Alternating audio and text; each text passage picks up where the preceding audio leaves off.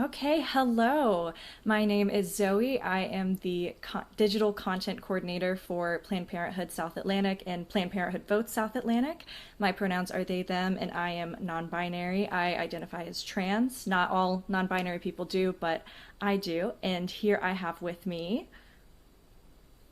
Hi everyone, I am the Nyshyne. I am an Appalachian entertainer known as the Appalachian It Girl. I love doing social advocacy work, and I'm so thankful to be asked by Planned Parenthood to join this call with you guys. Nyshyne and I met in person at the West Virginia Advocacy Day, which was such an awesome event.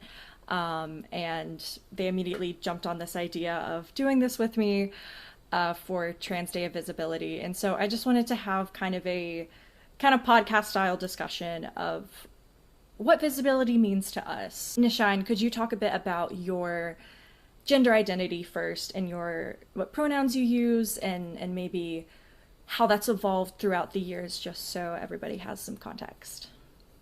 Yeah, so I kind of identify as gender queer. I don't really think about it too much. And like anytime that this is brought up, I kind of always just say that I just decide how I feel that day. And my experience with pronouns has changed growing up because I'm a big girl. I'm 6'4", and outside of this, I look very, very different. So, when you look like that, society tries to, tell you to be one way and to be masculine and to do traditionally masculine things. But when your heart's telling you to do something else, you don't want to, you don't want to go against your heart or so you shouldn't. And so that's why like visibility to me is so important because I'm a queer person who refuses to conform. And so I don't want to live another life where like, my identity is questioned or thought about negatively. And so that's why I always try to be very, very open with I'm a genderqueer person. I don't put too many labels on myself because I don't think anyone needs to be putting labels on themselves, period. And everyone should be able to be what they want to be.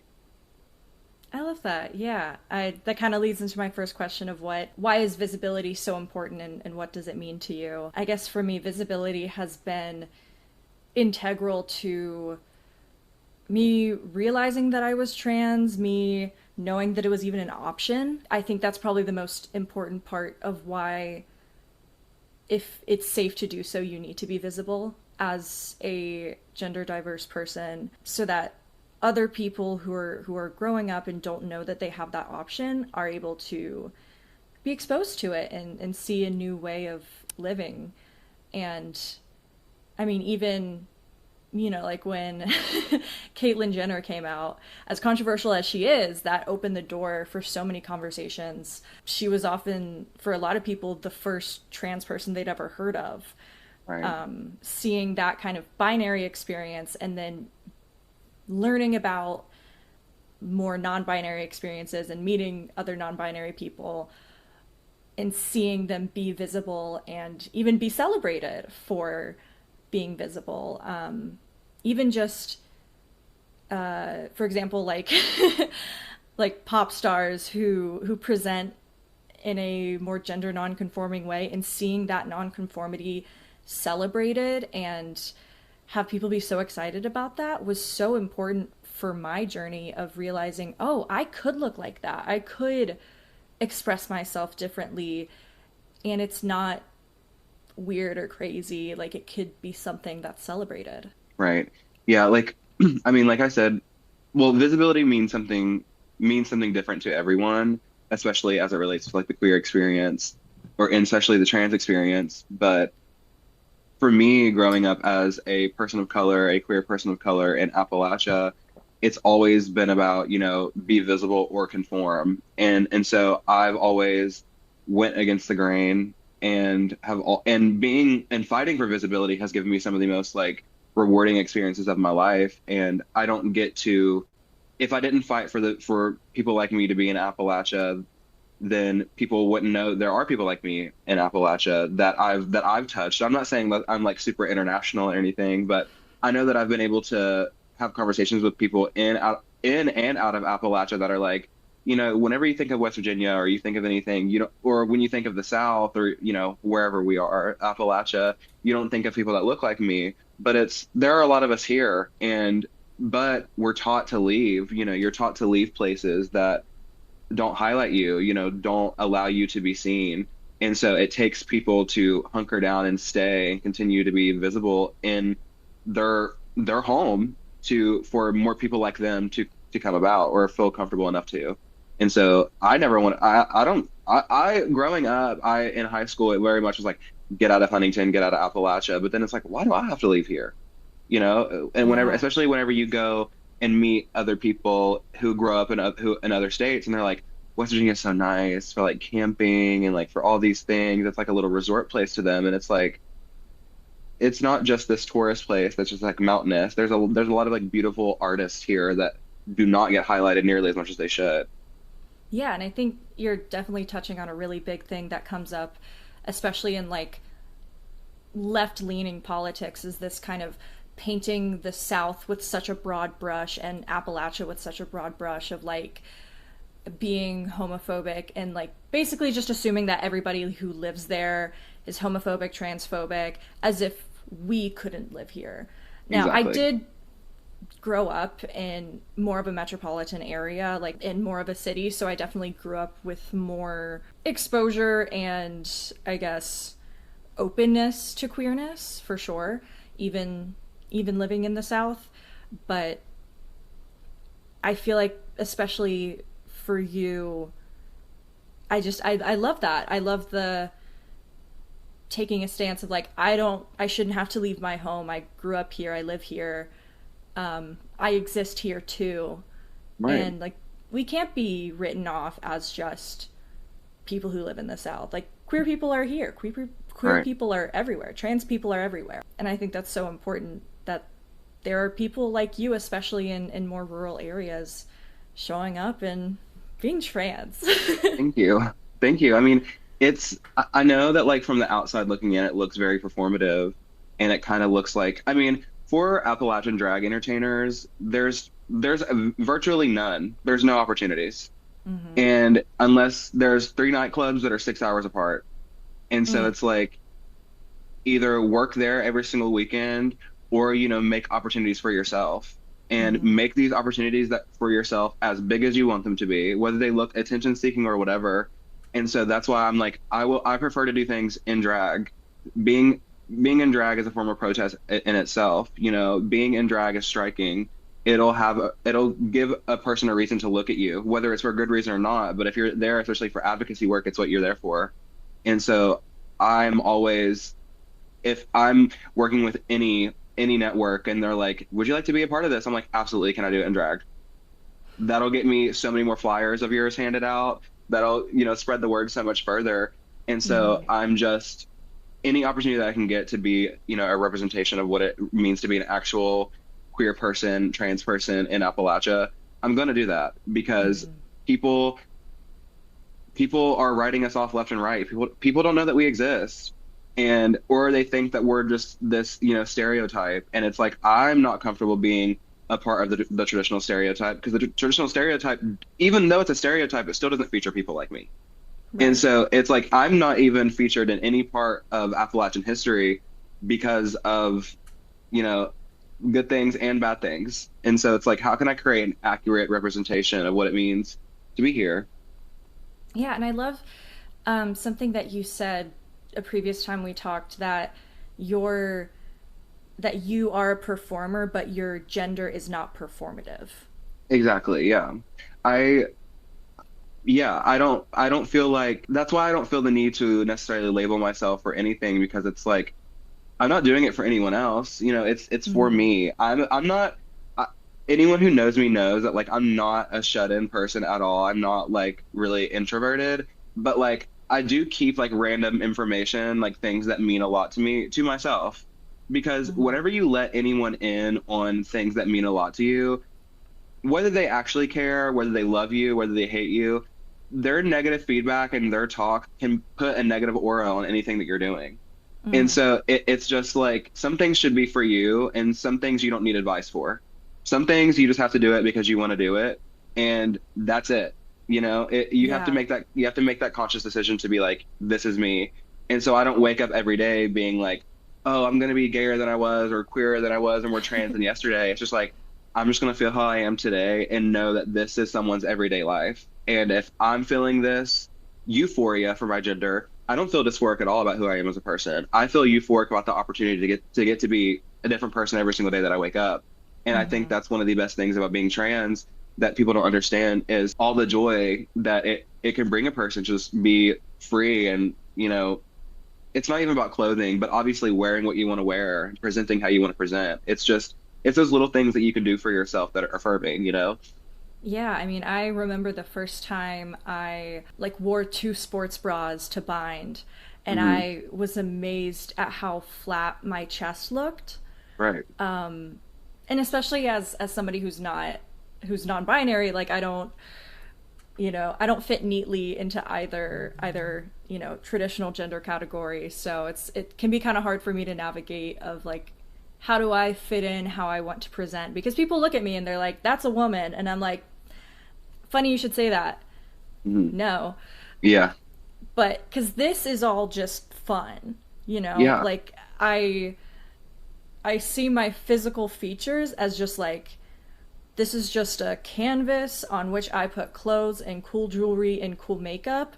What the Right. canvas looks like is none of my business, and if you're assuming things about that, that's on you, unfortunately. Like I feel like my gender presentation is less about gender and more just about what I think is going to look sick. Like Right. am I do I look cool? Priority number 1. Hello. Um That's the most important thing. Do you look cool? literally, like do I feel good? Do I am I excited about what I'm wearing? If that's more feminine or more masculine, whatever. Like Right. that has no impact on who I am. And that can also be a difficult thing with being visible or not being visible. If you're presenting in a very feminine or a very masculine way, it can feel hard. At least I encounter this a lot where I do feel very invisible as a trans person because I don't have top surgery. I don't always bind because it's not always safe to bind for a certain amount of time. I haven't done hormones, so I still have a higher voice. So I read very not traditionally female, but most people interpret me as a woman. So it can sometimes I'll find myself trying to purposely be more visible as a trans Hmm. person. Like I might do facial hair or bind. And sometimes it doesn't even feel like it's my choice. It feels like it's something I have to do for people Right. to read me as trans. Do you have that experience? You know, I can't say I do. Fair. Only because I don't subscribe to the notion that like, trans people owe anybody a certain way to present themselves. And I don't think that, medically transitioning or even physically transitioning, any way that transitioning means for you, I don't think that you have to do any of it. I think Mm-hmm. that trans people are people that wake up and understand who they are and they don't need, intervention always. Obviously, anyone can do anything they want to do to make themselves, to affirm themselves better. But at the same time, I know that me knowing who I am is enough, Mm-hmm. and there are a lot of other trans people out there who feel the same way. And but it's really society's whole, medical obsession and perfection obsession and wanting to be the perfect girl or the perfect boy that they feel like they have to Mm-hmm. switch everything over. And now within recent years, within the past decade, we've had like representation of what it means to not need any of that, or to be in the middle, or to be nowhere, to have all of this, claim of what it really is to be a person. Because all the rules that we're saying are that it's this way or other way, they were created by people just like us. So if they can create, their norms, we have created the norms for us. And I think that if our people, we can obviously decide what's best for us, but we don't owe it to anyone to, you know, do what we think is best. We can do nothing at all. Yeah, absolutely. I think it just, especially, I definitely feel a bit of maybe, I don't know, a combination of external and internal pressure of, Hmm. oh, I need to present more masculine. I need to present more androgynous so that people will think of me as more trans, even though, they might not. Even though how what I'm thinking of what they would think of as trans isn't necessarily true to me or true to what I want to present. I definitely feel sometimes a impulse to bind, to be more masculine, to not wear jewelry or makeup because so many people, I mean, everybody I encounter, they see jewelry, they see makeup, they're like, okay, that's a woman, and there's no other room for that, for anything else. That's definitely one of those things where it's just like a societal pressure to conform, even in the way that gender has been explained to us, if that makes Yeah. sense. Yeah, and I think that definitely reflects how just people have certain preconceived notions about what a woman looks like, what a man looks like, what a trans woman looks like, what a trans man looks like, and how if you don't fit those, they don't really know how to interpret you, Right. or it It's like can. years ago, trans people weren't even, mentioned, and then now that trans people have been lightly accepted in society, they've created these models of what trans people are supposed to look like. And then it's like, okay, now you have to look like this, and if you don't like this, then you're not even semi okay. And it's like, oh Lord, we just keep getting, it's like, a few steps forward, a million steps back. Yeah, we're kind of reinventing the wheel with gender norms, just now it's even more. Yeah. Yeah. You've mentioned a bit about your experience, obviously being like living in Appalachia, but also being black. And I'm want to know more about how, I don't know, how has that affected your experience of being visible as a trans person? How does that affect how you maybe enter certain spaces?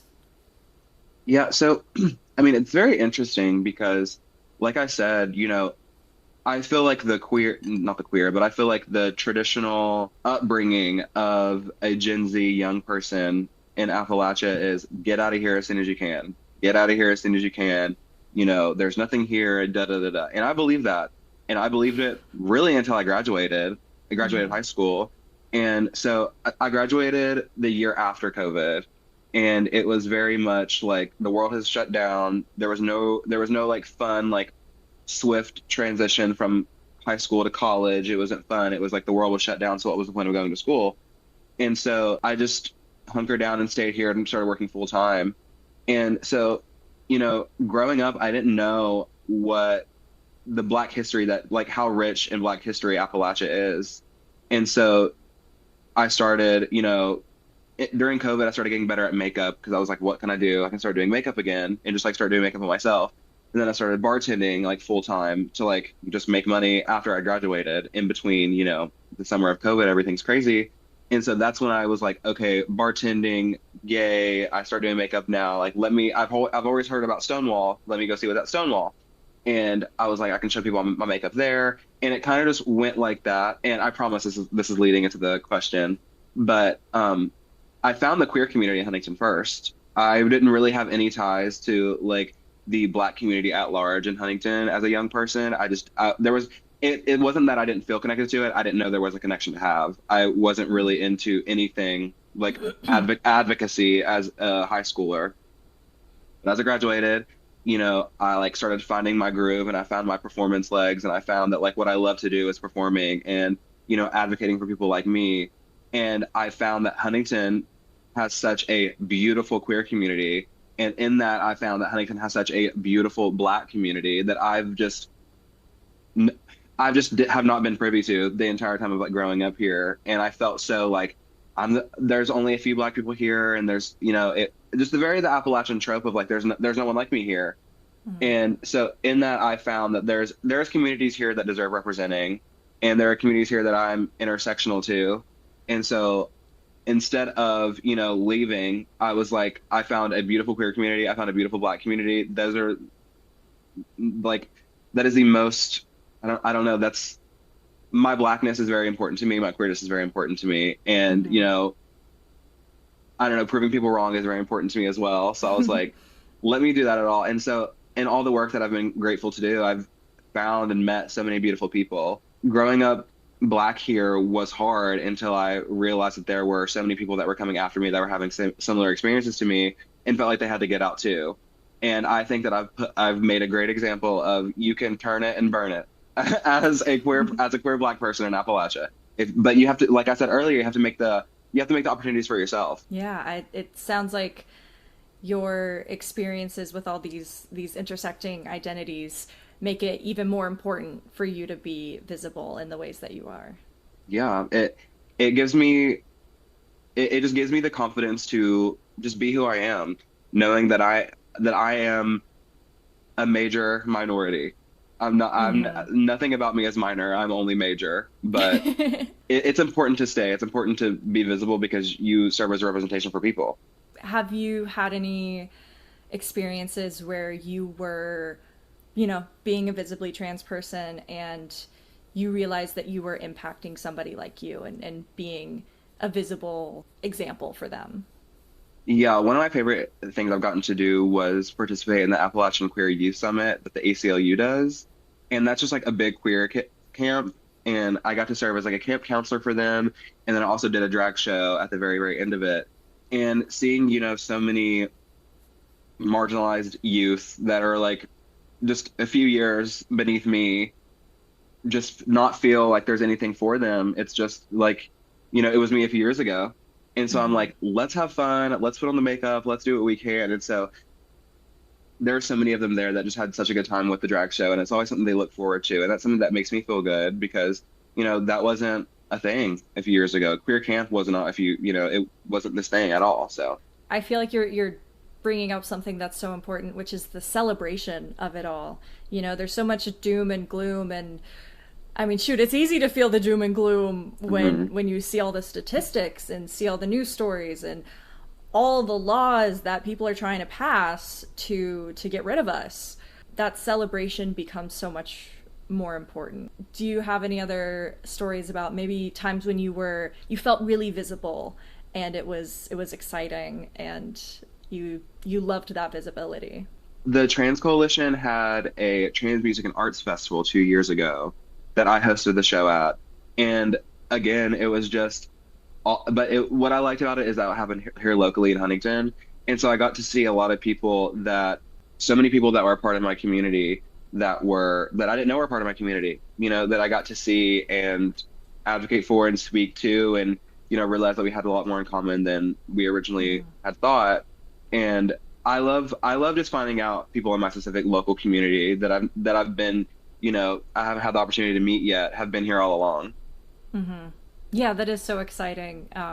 Finding those new connections of like, oh, hey.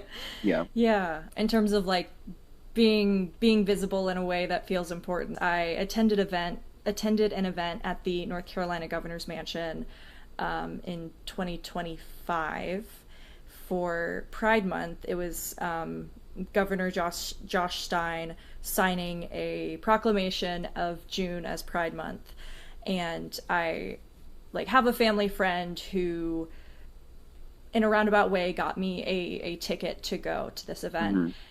And I said, okay, there's going to be maybe a couple hundred people here. Maybe some, probably a lot of them are queer. Probably a lot of them are trans.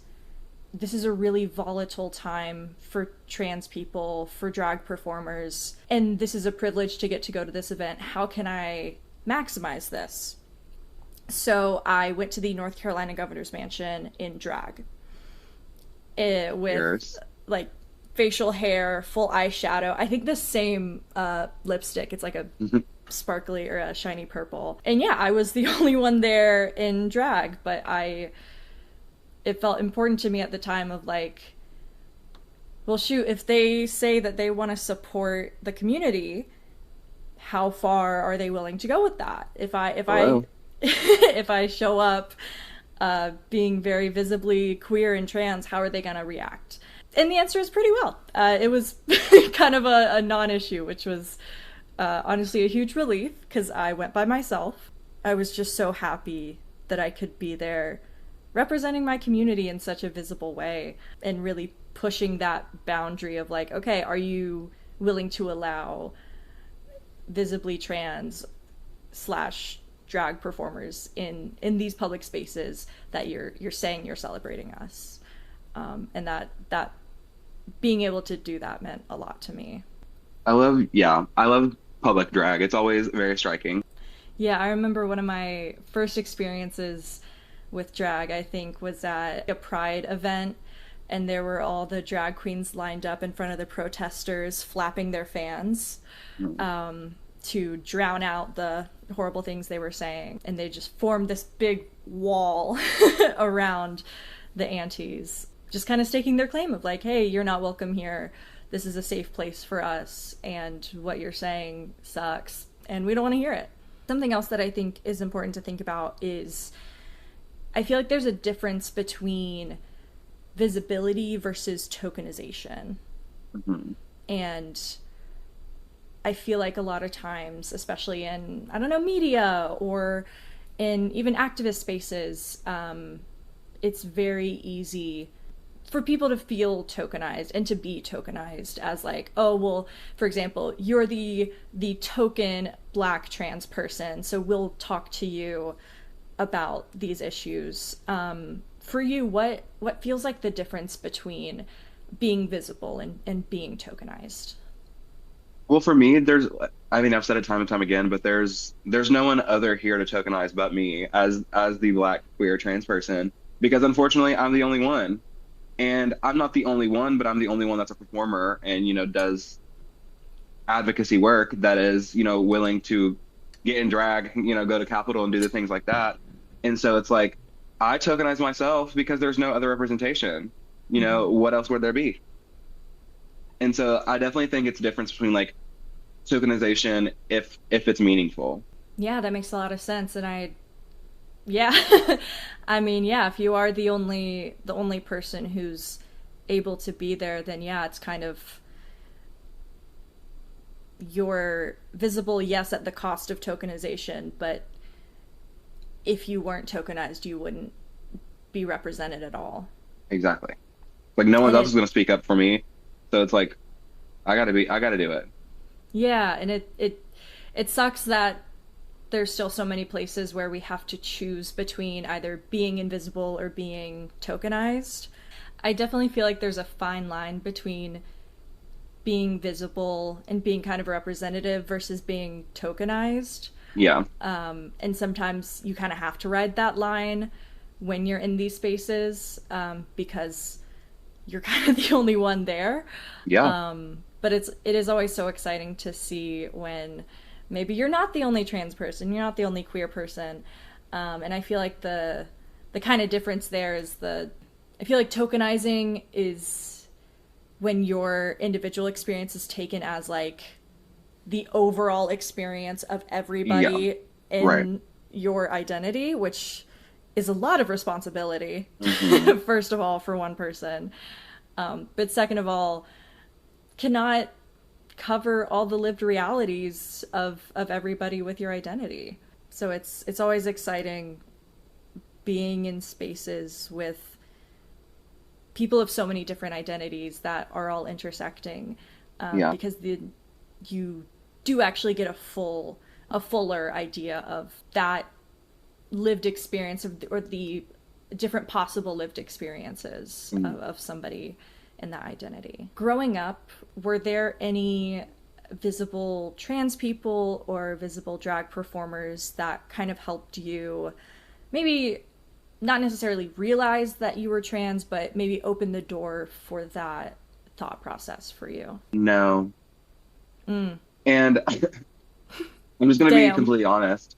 I I mean I just want to be completely honest in my experience. And my experience is that there's really not a lot of representation. When I look for a representation from a person, I look for exact representation. I don't Mm-hmm. like pulling references from people. I like people who have lived similar lives to me so they can fully understand the things that I've gone through. And so, like I said earlier, about tokenizing yourself, if there was anyone else here to tokenize, it wouldn't be tokenized. It'd be me and her would have the gig. It'd be me or her were chosen for it. There's no other person. And so there really hasn't been any, I'm not saying there hasn't been any. There have been, iconic Black entertainers that come from Appalachia, but none that have really lived similar experiences to mine that I feel would help in my journey as a trans person that's actively living in Appalachia. I feel like we're all so different, and I love those girls a lot. But we've gone through vastly different upbringings, and it's just everyone's experiences are uniquely their own. And as a queer person of color that's lived in like Wayne and Huntington, and then it's really hard to find people who've lived through that as well. And then when you do, it's like what can we talk? Like anytime I ever get to work anywhere and people actually like know the place that I went to middle school, I'm like, what do you know about it? Who do you know that's went there? What was their experience with it? Because it's like I'm desperately trying to find people who understand exactly where I'm coming from. And they that's not the case for everybody. And but that's just how I am as a person. I don't there's no point in just the two black girls or the two trans girls dumping to each other because not all trans people are alike, not all black people are alike. And so like I said about it's about the people who went to the school that I went to or grew up on the same roads that I went. Those people are gonna be able to relate to me way more than just any other old black trans woman that is walking around, because of how vastly different people are. No, that makes total sense. And I mean, I don't know, what you're getting into is what I think is so important that people need to remember in such divisive times. Now, I'm not Yeah. saying they're divisive for a bad reason. I think we do need to be having these fights when people are like, hey, you should die because you're trans. Right. I'm like, that's crazy. Anyway, get a Hmm. hobby. We have to find these connection points. And that specific experience of like, I grew up in Huntington as a black trans woman or as a black trans person. I feel like that those points of people knowing what middle school you went to and knowing that have such strong bonds that are such good ways to, I don't know, like people will say reach across the aisle, you know? Hmm. And I think it's so important to find those connection points of like, yo, we're all just the same people. Like we're all Yeah. similar. We're all just people.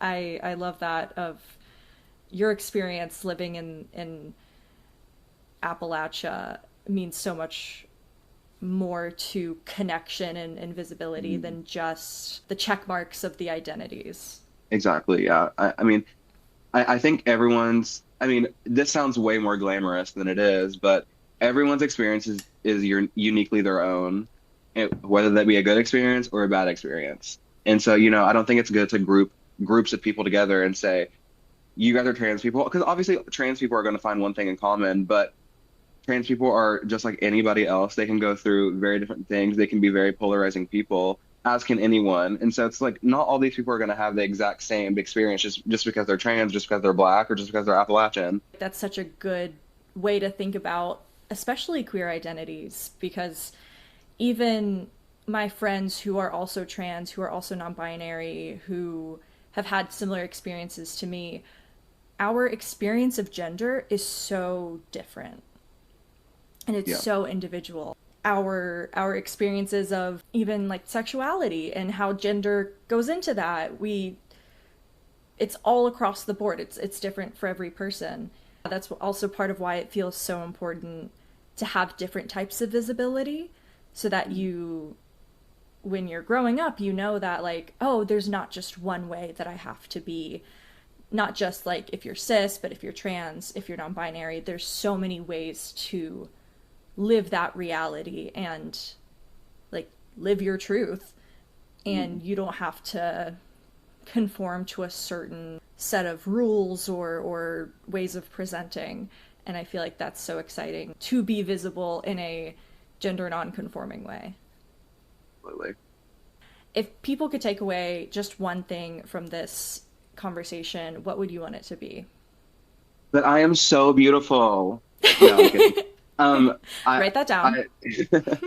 I, I just, like I said earlier, trans people's experiences are uniquely their own, as are anyone's experiences. And so there's never going to be a keynote speech or a live or a podcast or anything that will be able to cover the trans experience, the trans black experience, the black trans woman experience.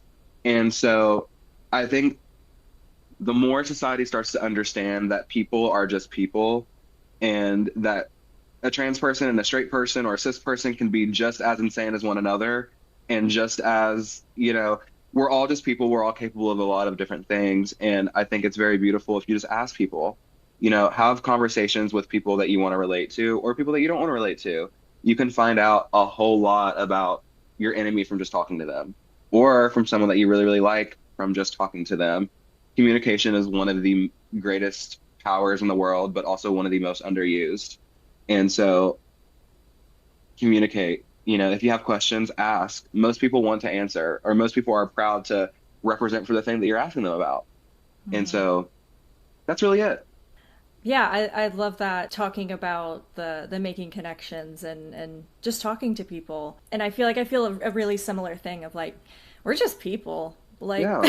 truly, whatever boogeyman transphobes have come up with, like, I think they're just reading a few too many stories before they go to bed. Um, I'm just a person. I go grocery shopping like anybody else. I was just saying that it's way more boring than people think it is. Oh, 100%. Yeah, Like, like everyone thinks it's like this big like sexual deviance. Obviously, I'm speaking in hyperbole. I don't think everyone doesn't right. think that trans people are like this, but the average like person that has no idea what trans people are, they think that they're just like these long-legged sexual deviants. And I'm not talking about me. But I do also have long legs, let the record show. yes, but it's like, it's a lot less glamorous than you think. And so trans people just want to live. Truly, truly. Like, I just want to make my little iced lattes. I want to watch my little YouTube videos. Yeah. And you know what? I want to live, laugh, and love. Like, Hey, and they invented that. So they should let no, us do it. literally. Like, actually, as much as we clown on live, laugh, love, like, It's the shoot, triple L. I live by it. I would love to do that. I love to laugh. Yes. That's one of my favorite things to do.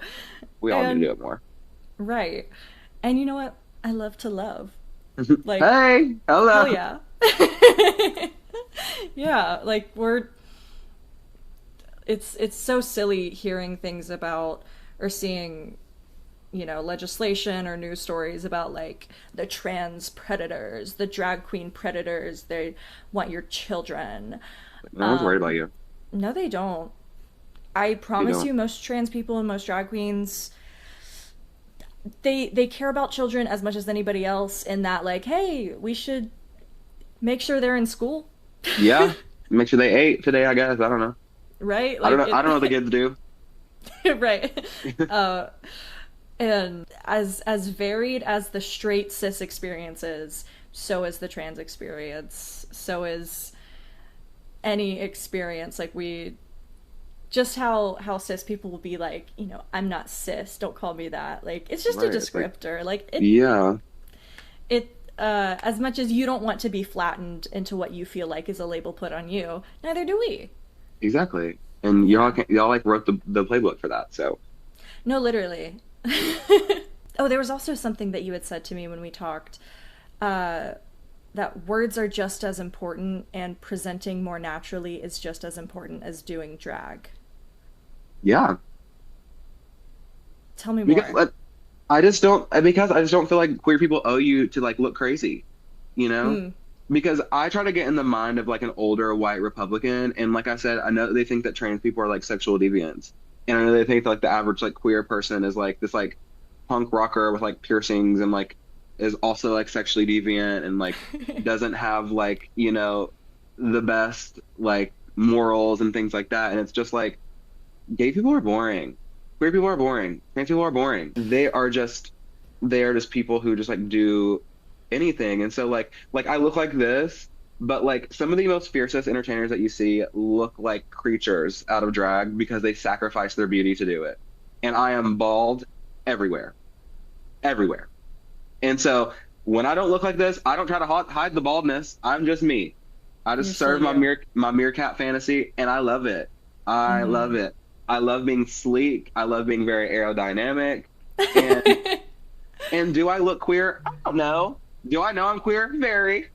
But it's just like, I don't, sometimes you can wake up and you're like, I want to be a representation for every single person that's ever lived my experience, you Mm, know?